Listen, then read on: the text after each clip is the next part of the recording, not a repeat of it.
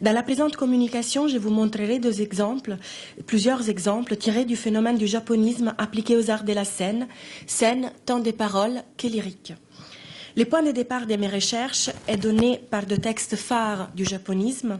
D'abord, les textes Japon rêvé de Brigitte Koyama-Richard et ensuite un autre texte de Nicola Savarese, Teatro spettacolo tra Oriente et Occidente.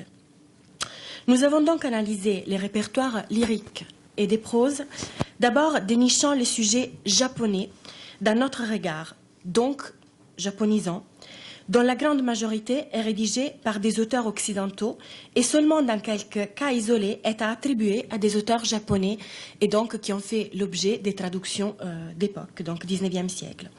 L'image du Japon présentée sur les diverses scènes des spectacles est donc filtrée à travers les regards de la culture occidentale. La représentation qui en découle est, je cite, « trop archaïque et pittoresque et donc profondément erronée ». Chaque détail est minimisé avec un regard désenchanté qui rendait tout trop semblable aux personnages des éventails et des paravents. Partout dominait un exotisme sensuel et nostalgique qui déformait gens et lieux, avec les mots de Nicola Savarese. D'abord donc, comment procéder dans cet énorme monde culturel? J'ai pensé que je pouvais procéder par genre, donc d'abord listant effectivement une série de spectacles ayant pour sujet ou pour mise en scène des éléments japonisants. Et ensuite, je me suis rendu compte assez rapidement que la porosité des formes théâtrales, tant dans une perspective horizontale, c'est-à-dire touchant à des genres divers, théâtre lyrique, théâtre de prose, mais aussi vous verrez cabaret, théâtre d'ombre, et également dans une perspective verticale, c'est-à-dire dans une division entre scène populaire et scène savante, opéra et théâtre de prose d'un côté culturel, et cabaret, théâtre d'ombre et spectacle de lumière, nous verrons, côté populaire. Tous ces éléments, c'était aux yeux. Donc cette porosité a permis effectivement un autre type d'organisation du travail à vous présenter. Il est impossible de circonscrire les phénomènes du japonisme au seul domaine lyrique ou théâtral, sans compter les formes expérimentales du divertissement dans les dernières 20 années du XIXe siècle. Elle-même inspiratrice du renouvellement, tant au point de vue des sujets, mais aussi des pratiques théâtrales, des scènes nationales. C'est donc dans cet amalgame artistique qui dépasse les frontières des genres et des salles des premiers ou des deuxième ordre que je vous propose de nous plonger pour montrer la vivacité de la pensée japonisante dans les représentations spectaculaires en France entre les années 1880 et la Première Guerre mondiale. Les artistes dont il est question ici aujourd'hui sont principalement français, avec quelques incursions en Angleterre et en Italie, mais dont la sphère culturelle d'appartenance reste toujours francophone. Notre intervention est articulée en trois grands axes. D'abord, la question de l'orientalisme sur la scène lyrique, avec un focus sur le Japon en particulier, regardant aussi au modèle dans les théâtres de prose dans la deuxième moitié du XIXe siècle. Deuxièmement, nous effectuerons une escapade dans les hauteurs de la ville lumière. Nous nous rendrons plus précisément à Montmartre, où la construction du Japon comme lieu d'évasion permet un renouveau de certaines frontières artistiques. Ensuite, nous nous arrêterons sur l'œuvre japonisante par excellence, Madame Butterfly de Puccini, dans sa version française de 1906, celle qui musicalement et scéniquement représente un point de non-retour dans la fixation d'une certaine image du Japon en Europe et outre-océan. Alors, quelques notes sur les décors exotiques à l'opéra. Les décors exotiques à l'opéra arrivent avec celle qui est plus connue comme étant les grands opéras à partir des années 30 du XIXe siècle et à travers des sujets tels La Muette des Portici de Aubert ou les côtés exotiques touchés à l'explosion du Vésuve à la fin de l'opéra. Également, d'autres titres sont assez évocateurs. La Juive et la Reine de Chypre de Halévy, La Reine des Sabbats de Gounod, L'Africaine des Meyerbeer, ou d'Africains, il y avait extrêmement peu, car l'action, ça se passe en Inde. Donc, encore une fois, on montre cette confusion géographique qui caractérise l'univers exotique et oriental typique de l'opéra, mais on verra également de la scène du théâtre des paroles. Et bien évidemment d'autres sujets tels les mages des Massenet ou Samson et Dalila des Saint-Saëns qui ouvrent une autre veine, la veine biblique du grand opéra français. L'élément qui ressort de ces visions d'Orient est celui qui montre au fait tout autre chose que soi-même, d'une part, et d'autre part, justement, ces manques d'identification topographique, géographique qui contribuent au drame en tant que structure porteuse des significations.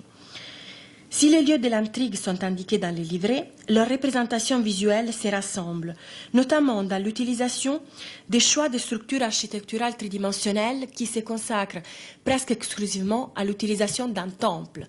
Temple qui, pour propre vocation, étant souvent païen, il doit s'effondrer à la fin de l'opéra. Là, vous avez l'image centrale, donc là, c'est la structure du temple qui s'effondre à la fin du mage des Massenet. Donc, c'est toujours un montage synesthésique et synthétique, c'est-à-dire qu'il met au centre les tableaux qui est les plus importants de l'opéra, donc les temples qui après va se défaire, donc va s'effondrer à la fin avec tout un système extrêmement complexe de tuyauterie. Et là, vous avez également donc deux autres scènes de Samson et Dalila. Pareillement, les temples, il s'effondrera à la fin, également avec un système de boîtes qui s'emboîtent justement l'une dans l'autre et qui provoquent beaucoup de fracas, empêchant également d'entendre bien la musique à la fin de l'opéra. Mais le Japon dans tout ça, donc c'est quoi la place du Japon? A-t-il une place importante des premiers lieux où il se confond dans ces milieux d'Orient extrêmement confus? Eh bien, il semble, de quelques sources, de quelques articles de presse, que les premiers costumes japonais est paru en France entre 1861 et 1862 lors de certains bals costumés pour carnaval aux Tuileries, organisé par M. Desmarny. Eh bien, pour voir son affirmation sur la scène lyrique, il faut attendre au moins encore une dizaine d'années, voire plus. Car on a une série de titres qui évoquent cet univers japonisant et japonais, mais vous verrez qu'encore on n'est pas au niveau de Madame Butterfly. Quelques titres ont déjà été évoqués, tels Madame Chrysanthème des Messagers, mais il y a aussi La Princesse Jaune de Camille de Saint-Saëns, Des Mikado de Gilbert and Sullivan, Des Geisha de Sidney Jones et Iris de Mascagni. C'est sur cette dernière, qui remonte à 1898, sur laquelle je voudrais m'attarder quelques instants. Alors ici, je vous montre les images telles qu'elles ont été reproduites sur la revue Les Théâtres, donc l'année suivante, la création à Rome, mais il s'agit bien des décors de la création romaine tels qu'ils sont conservés aux archives Sonzogno à Milan, maison d'édition des Mascagni. Alors ici, on a une vision assez traditionnelle du Japon, avec les torii, avec un certain type de paysages, également un intérieur japonais avec les Bouddhas au centre de l'image et également les moments où l'héroïne chante son éternité, son retour dans les règnes de l'infini avec ces mots. On voit bien évidemment les Fuji, donc Monsieur Fuji qui apparaît du fond avec une volonté évocatrice, mais aussi avec une claire référence pour le public de l'époque qui était donc capable de bien identifier ces mots et sa valeur sacrée et sa valeur symbolique. Il y a également d'autres éléments commencent à rentrer dans l'opéra par les biais, pas simplement de la couleur locale, mais de la volonté de faire des petites citations musicales, citations qui deviendront de plus en plus partie du tissu connectif musical en lui-même, tant que structure harmonique et tant qu'évocation sonore, à partir de Madame Butterfly de Puccini et qui trouveront également une consécration après dans Padmavati pour l'Inde, dans la musique d'Albert Roussel.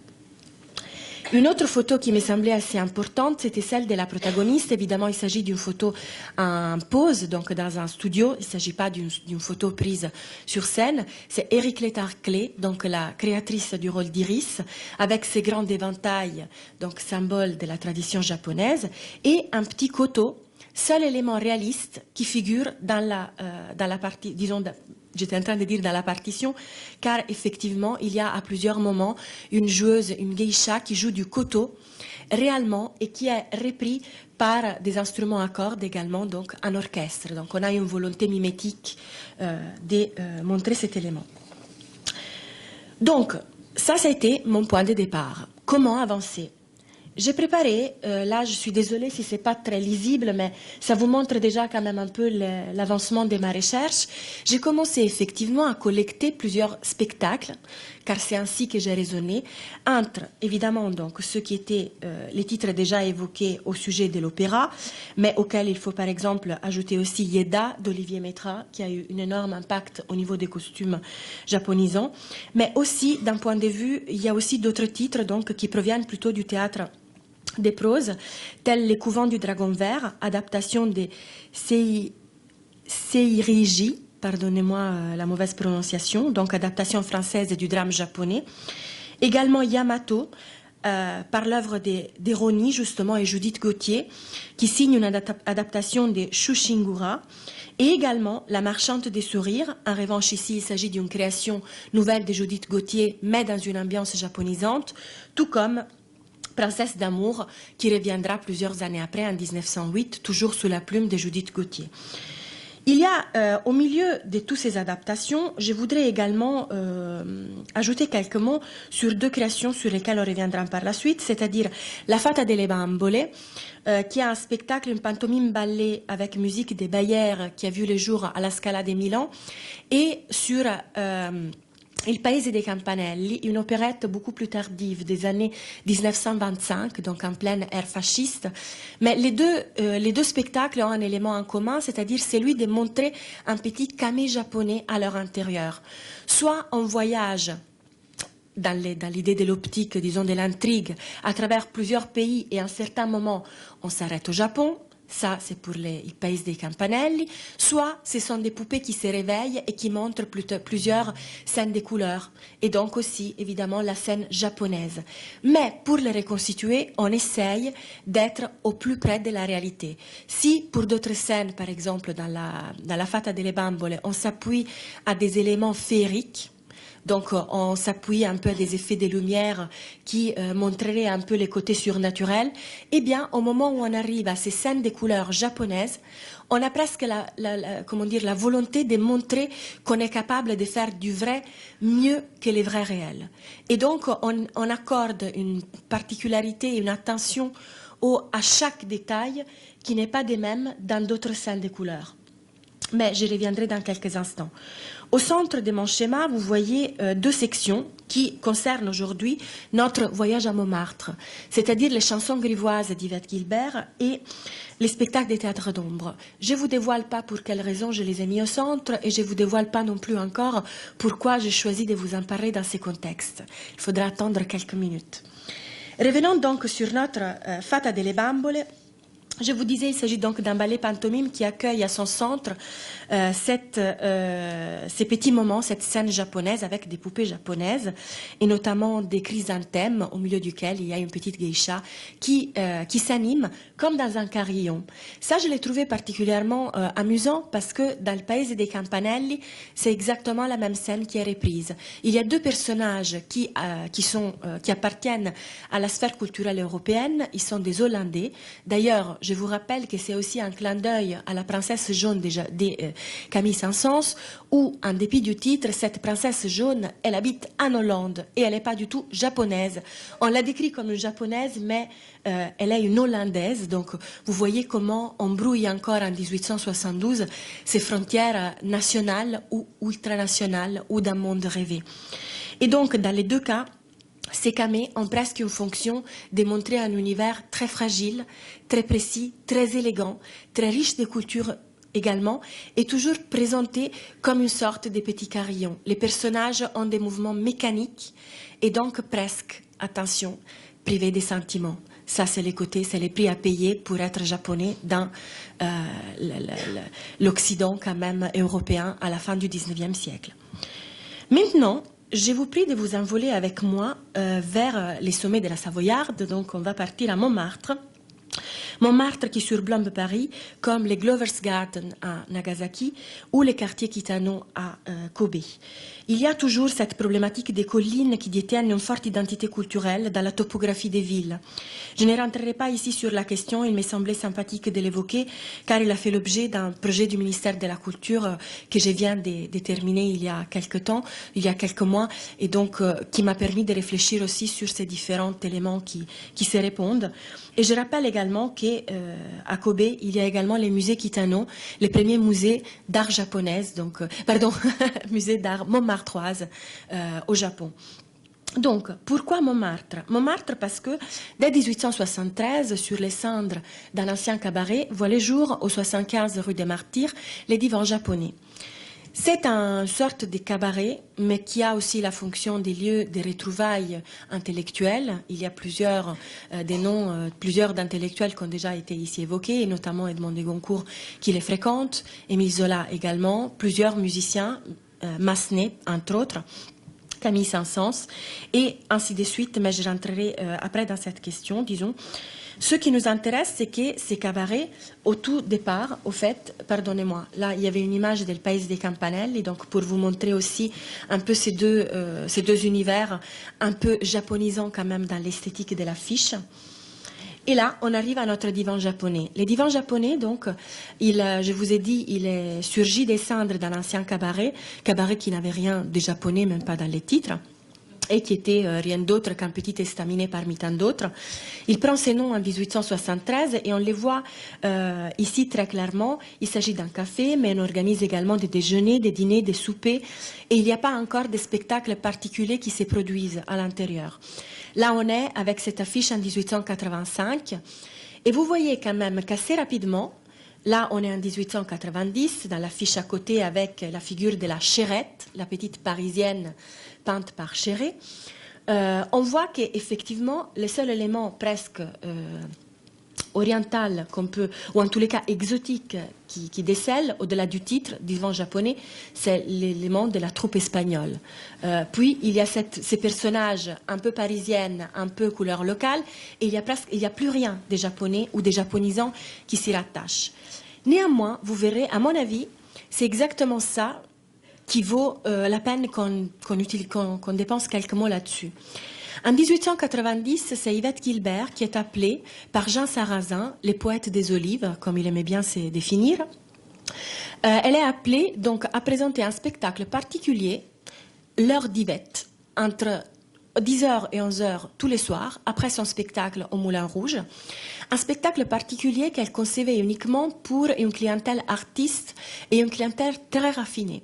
Mais pour mieux vous les décrire, je vais vous laisser quelques mots à Yvette Guilbert elle-même, que dans la chanson de ma vie, elle affirme « Il y avait plusieurs fidèles qui du Moulin Rouge suivaient mon fiacre pour venir au divan m'écouter dans un tout autre répertoire. Je vous prie de garder en tête ces 3 mots. Car au Moulin, entre 8 et 9, c'était une clientèle des petits commis du quartier, et je n'osais pas risquer ces mêmes couplets que j'offrais à la clientèle artiste des peintres, sculpteurs, écrivains, qui se réunissaient chez Jean Sarrazin, dit les poètes aux olives. Au Moulin, j'ai chanté sans joie pour commencer, cela vint après. Au divan, j'ai chanté avec plaisir, tout de suite, en raison du public. Alors, moi, j'ai beaucoup travaillé sur les cabarets montmartroises pour plusieurs expositions au musée de Montmartre, et je connaissais bien les répertoires d'Yvette, mais j'arrivais jamais à mettre en lumière c'était lesquels les répertoires qu'elle montrait au divan japonais. Pourquoi elle était aussi attachée à ça?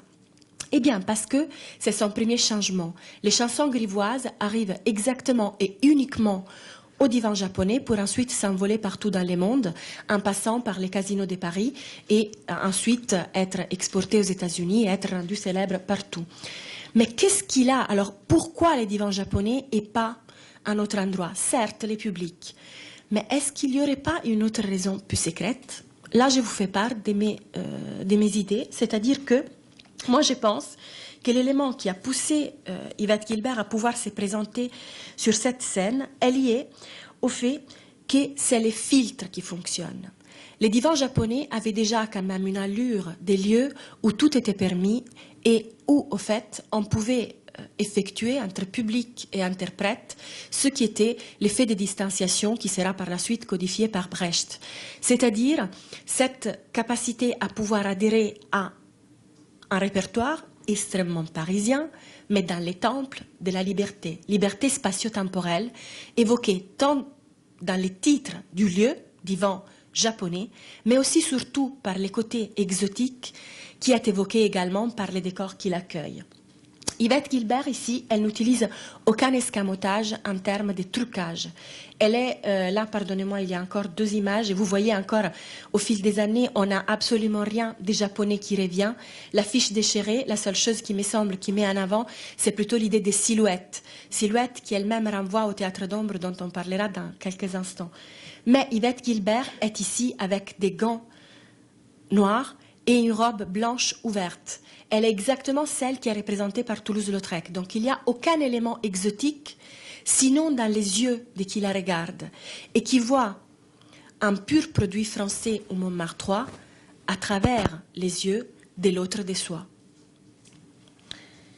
C'est exactement dans ces climats culturels qui voient les jours également, carrément dans les mêmes années, en 1890, les théâtres d'ombre. Les théâtres d'ombre du Chat Noir, vous me direz oui, mais c'est quand même d'origine chinoise. Eh bien, pas forcément.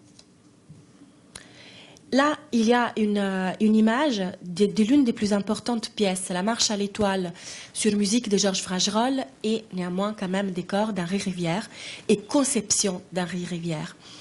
Henri Rivière, on sait qu'il est le plus japonisant des artistes montmartrois et qui, effectivement, poursuit les liens esthétiques de l'essence, c'est-à-dire de l'élément les plus exotiques, les plus purs qu'on puisse trouver, éliminant toutes sortes de silhouettes en zinc, ça n'est l'un des aboutissements, et essayant de montrer uniquement un spectacle fait de musique, des lumières et d'ombres, mais non pas des ombres des personnages, des ombres naturelles. Et il me semble que la démarche est tellement proche de l'esprit d'Oxai, déjà ici évoqué à maintes reprises, qui vraiment nous permet d'effectuer un transfert culturel très clair. J'ai oublié de vous insérer dans ces PowerPoint, mais pour ceux qui souhaitent, je pourrais les montrer après. Il y a aussi justement les affiches pour les spectacles de théâtre d'ombre, les affiches publicitaires. Eh bien, ce sont des dames en kimono japonais, en faisant les jeux du lapin avec les doigts, et tout est parfaitement dans une atmosphère japonisante. Il n'y a rien qui fasse écho à la Chine. Donc, il me semble finalement que ces passages pour Montmartre ne pouvaient pas être écartés, mais au contraire, ça nous fournit une ultérieure filtre qui s'ajoute à celui de nous, occidentaux, plongés dans cet univers japonisant qui nous permet finalement d'ouvrir encore notre pensée à d'autres formes de spectacles. Mais cela, ça ne suffisait pas. Il fallait quand même avoir quelques éléments un peu plus concrets. Entre-temps, il y a Des Geishas de Sidney Jones qui est arrivé à Paris, au Vaudeville, en 1899, sous la direction de Paul Porel, et qui a donc imposé une autre image du Japon au théâtre, bien claire, bien précise, au moment où on arrive à l'exposition universelle de 1900, et Sadayako arrive à la suite de la Kawakami Play Company, dirigée par son mari, et où elle a déjà commencé à interpréter des rôles, première femme sur scène dans les théâtres japonais, des rôles à San Francisco dans une tournée précédente en 1898, tournée où elle avait remplacé des pieds fermes un artiste tombé malade. Donc c'était vraiment une femme extraordinaire, artiste et entrepreneuse des spectacles. Elle, qu'est-ce qu'elle présente à Paris? Alors déjà, elle arrive où? Elle arrive certes à l'exposition universelle, mais elle arrive dans un contexte assez particulier. Les théâtres de Loyer Fuller, dont on parlera dans quelques instants. Donc un théâtre qui, vous verrez, de par sa forme elle-même, il n'a aucune référence japonisante. Néanmoins, Loyer Fuller était une autre femme extrêmement connaisseuse des mécanismes du théâtre, et elle avait déjà entendu parler de la Kawakami Play Company en Amérique et à Londres, où elle s'était déjà produite, et donc elle les avait engagées spécialement pour la relayer dans les spectacles à l'exposition universelle, ne pouvant elle-même assurer la totalité de ces spectacles tout au long de l'exposition. Ici, Sadayako, elle prépare 2 spectacles. Les premiers, c'est la geisha et les chevaliers. Je ne rentrerai pas ici dans la question de la translittération des termes, où je pense qu'il y a des personnes plus compétentes que moi. Néanmoins, je souligne vraiment un gros décalage dans la translittération, tant du point de vue des noms, comment dire, des instruments de musique, que du nom des personnages. Donc, geisha, G-H-E-S-H-A. Donc, il manque la I dans la translittération courante, par exemple. Ici, il s'agit, au fait, de la fusion des deux spectacles tirés du répertoire non, Sayaate, c'est-à-dire rivalité amoureuse, et l'autre spectacle, Dojoji, les temples dojo. Donc, au but de créer un spectacle de la durée d'1 heure, dans lequel seulement les moments saillants du drame soient condensés et puissent être suivis par un public qui ne connaît pas la langue et qui ne connaît pas du tout la tradition du théâtre non. Ensuite, un autre spectacle alterne avec la geisha et les chevaliers.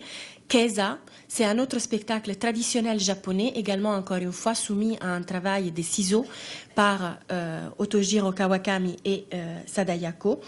Et ce spectacle a tellement de succès au point que Jean Laurent, dans Poussière de Paris, affirme un Shakespeare du Japon mis en scène par Okusai. Donc on a vraiment, ça vaut déjà tous les critiques. Avant de terminer sur Sadayako, je voudrais quand même attirer l'attention encore une fois sur un nom qui est déjà revenu, celui de Judith Gauthier, auteure de la musique japonaise à l'exposition de 1900. C'est un rapport effectué par le ministère de la Culture. Eh bien, ça vous étonnera, mais les sous-titres est les danses des Sadayako. On ne parle absolument pas des musiques. Il y a 4 instruments qui sont cités. Il s'agit du koto, du shamisen. On parle d'un koku, il s'agit du gagaku, évidemment, donc de l'ensemble des musiques religieuses impériales, et d'une biva. Donc on n'a que ces 4 instruments qui sont cités dans tous les rapports. Et après, on a une traduction littérale des 2 pièces présentées par Sadayako. Donc cela a montré l'importance que cela a aux yeux, pas seulement de quelqu'un qui a une culture très importante dans ces domaines, mais aussi aux yeux quand même du ministère de la Culture français.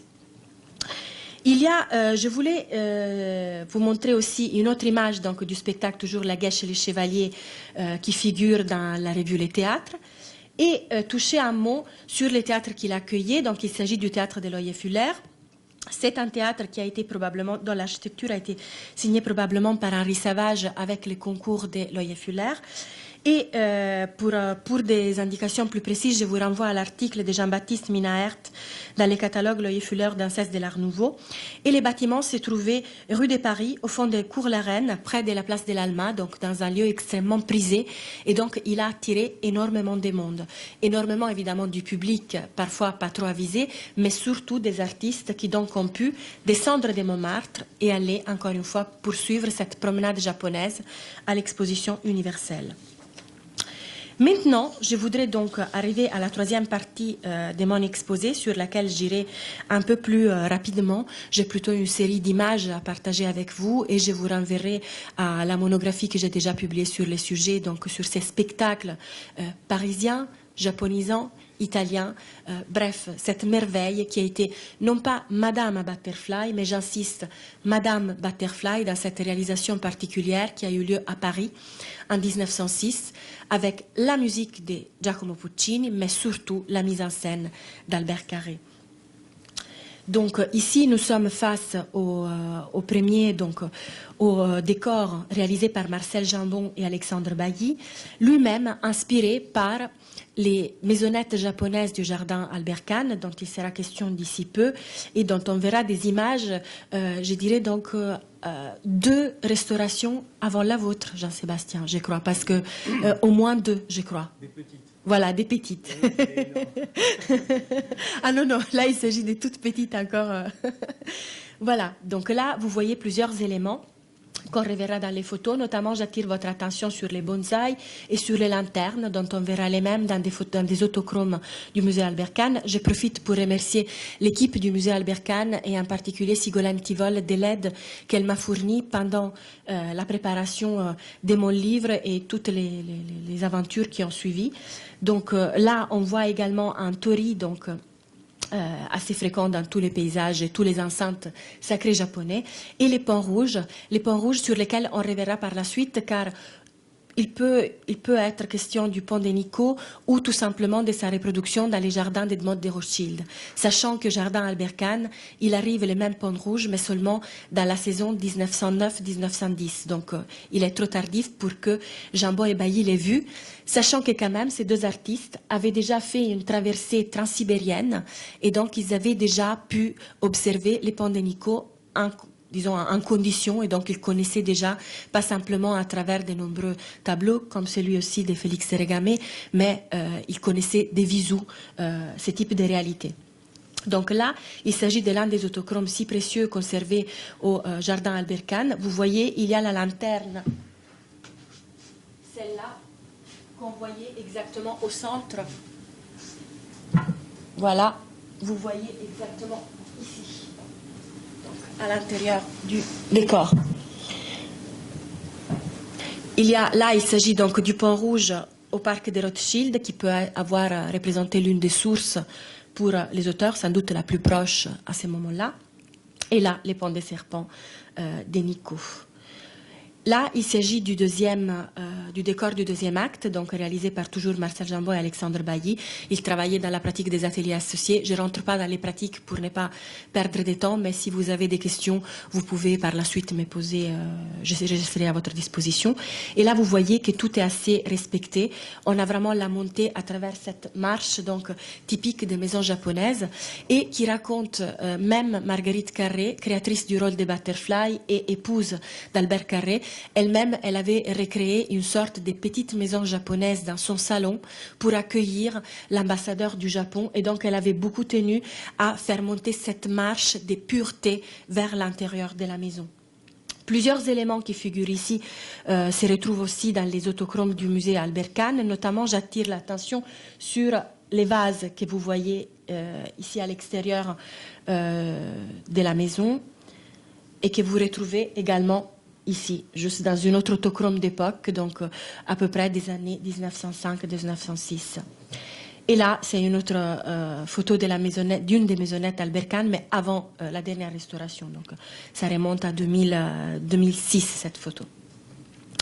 Alors, les costumes. Les costumes nous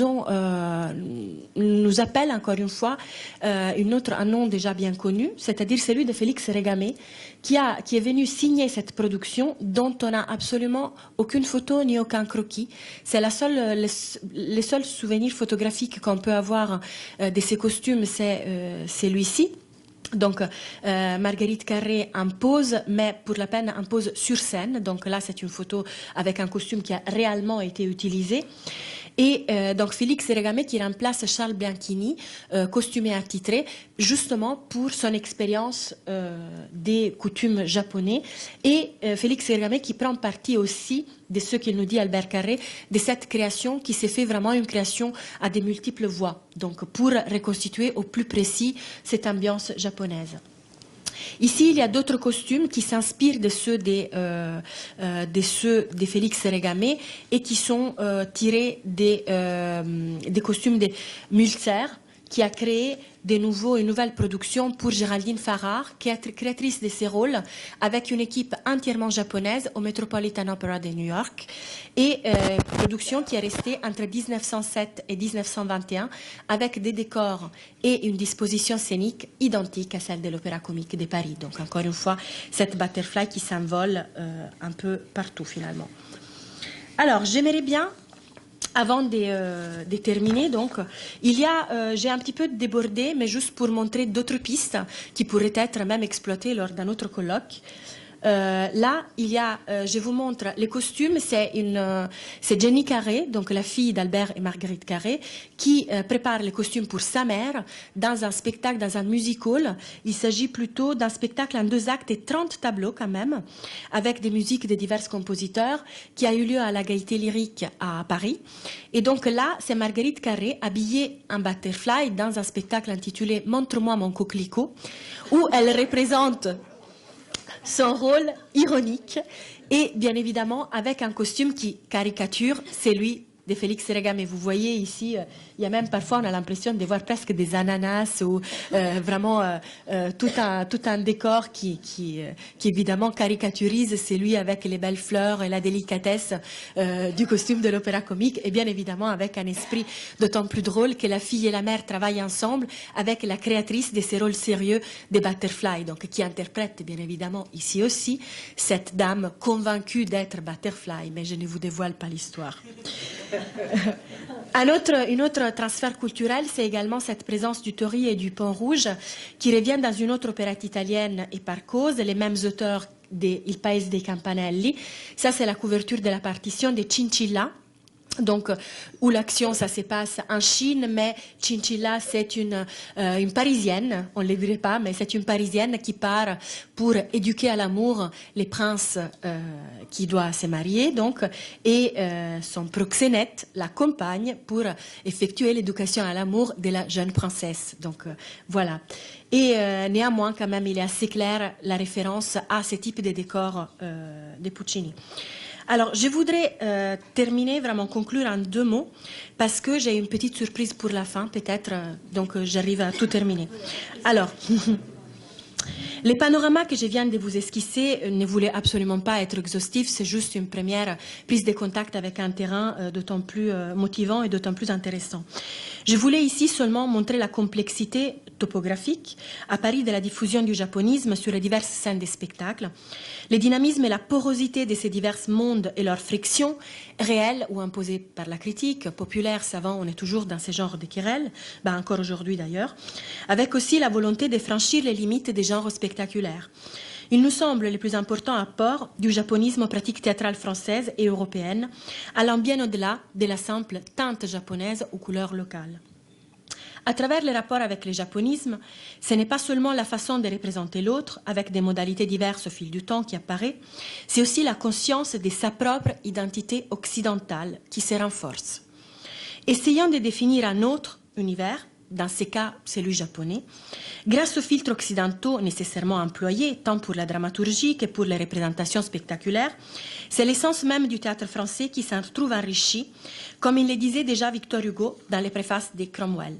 Ce n'est point à la surface du drame qui doit être la couleur locale, mais au fond, dans le cœur même de l'œuvre, d'où elle se répand au dehors d'elle-même, naturellement, également, et pour ainsi parler, dans tous les coins du drame, comme la sève qui monte de la racine à la dernière feuille de l'arbre. C'est dans la définition de ce qui est l'autre et de ce qui représente que l'on trouve, me semble, de nouvelles voies expressives de soi-même. Merci. On va faire là. Je vais faire...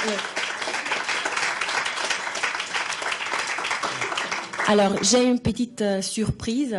C'est juste un court extrait de Madame Butterfly en japonais, enregistré en 1932 par Tamaki Miura, dont la statue se trouve également au Glover's Gardens à Nagasaki, artiste qui a été la première artiste japonaise, cantatrice connue dans le monde entier avec une renommée internationale et qui a bien connu Giacomo Puccini et qui a façonné son rôle avec les enseignements du maître. Donc ce que je vous présente, c'est donc un enregistrement de 1932. Et voilà, vous écouterez, donc c'est un enregistrement, je pense que c'est pas facile à entendre. Oups, j'arrive pas à sortir de là.